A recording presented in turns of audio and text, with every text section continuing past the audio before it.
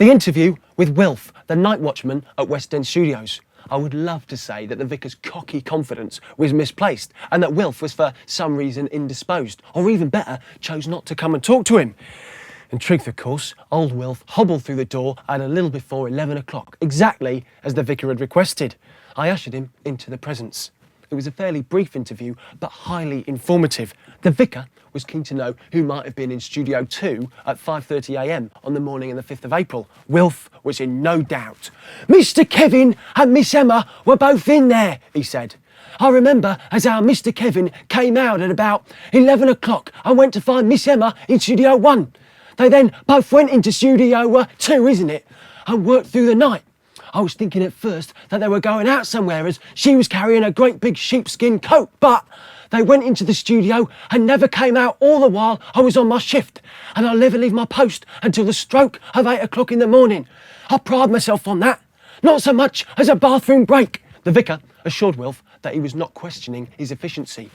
"Mr. Kevin and Miss Emma are real night birds, as you might say. I particularly remember because the cleaner always does the studios in the early hours at 5 or 6, and I was worried that he would disturb them. It's not unusual for them to work like that. They did it the night before as well, you see." The vicar thanked Wilf for coming so promptly, apologised for taking up his valuable time, and assured him that he need worry himself no further over the events of that night. "And now for the famous Emma and Kevin," he said, sending me down on a fruitless visit to Studio 1. A manager had phoned in saying that she was going straight to Metropolis, where she was due to master a single that afternoon. Now, in true storybook style, the vicar and I therefore jumped into our Aston Martin and raced across London, leaving a trail of burning rubber and dead bodies in our wake. Metropolis Studios, on Chiswick High Street, is one of my favourite mastering facilities in London. "And I should know, I've seen a few," to paraphrase the one and only Monty Python's. It's a spectacular building, a huge old power station. It always strikes me as one of the few buildings in London large enough to contain the vicar's personality, unless you include St Paul's and Buckhouse, I suppose. He was still in no mood for pussyfooting, but the surroundings made him seem less abrasive. "Good afternoon, I am the vicar," he said to the receptionist, no blue hair or boobies on view. "I understand that Emma B is here to attend a cut. Would you kindly tell me which studio she is in?" "Who shall I say wants her? The vicar?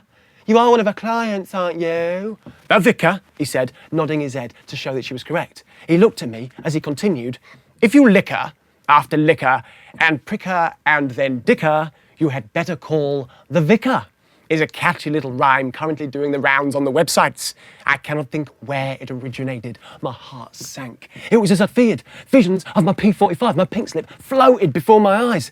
I'd put that catchy little rhyme on the bottom of an email to a friend who had then helpfully posted it on the guest book of a fan site. The vicar was grinning from ear to ear, revelling in my discomfort.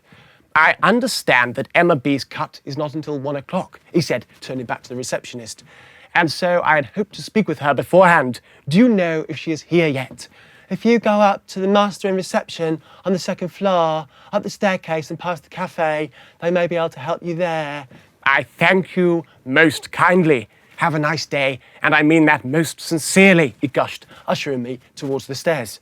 We never got as far as the mastering department, as Emma was sitting in the cafe on the 2nd floor, talking to the girl in the no meat, no man jacket that we'd seen outside West End Studios. Now, do I need to describe this cafe? It's not like anyone hurls himself off a balcony or anything. It's really just like a street cafe with a counter inside and tables and chairs on the pavement outside. The only difference is that instead of being on a pavement, the tables and chairs are actually on a balcony halfway up the inside of an old power station. Will that do? Oh, check out their website.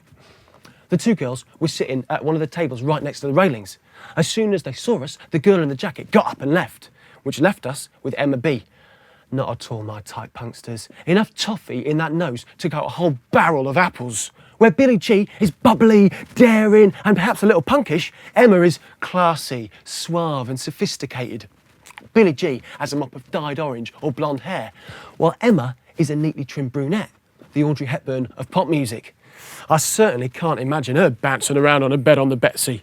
A girl to admire from afar rather than rush up and say hello to.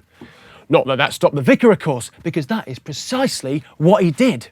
"Miss Emma, I presume I'm Dr. Livingston, or perhaps I've got that the wrong way round." He bowed and offered her his hand, which she accepted.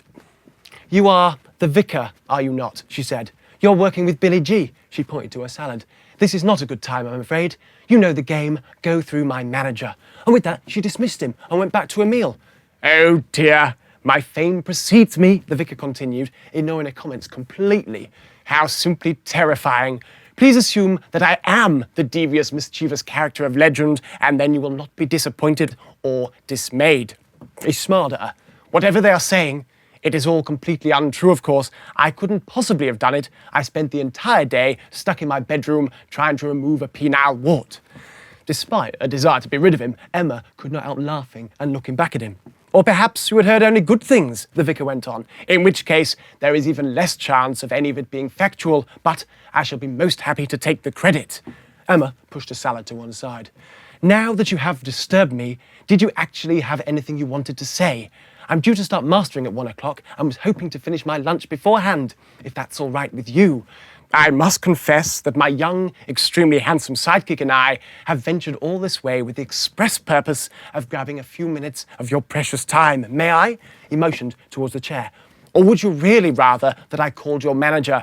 I do hate to impose on an artist in this way.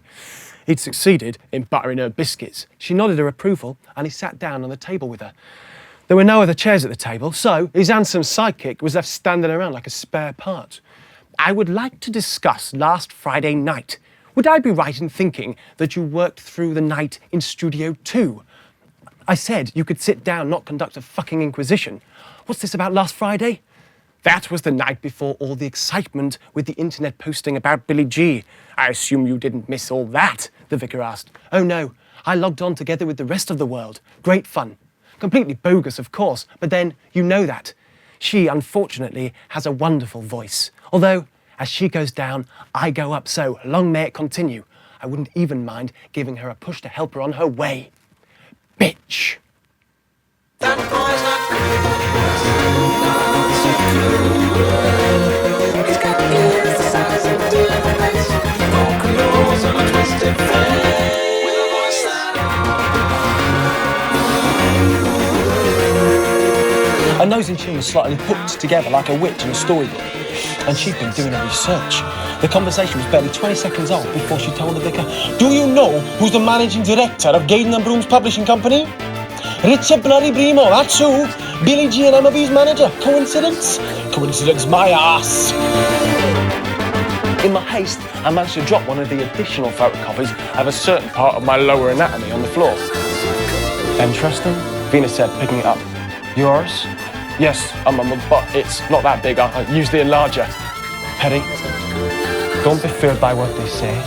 Size matters.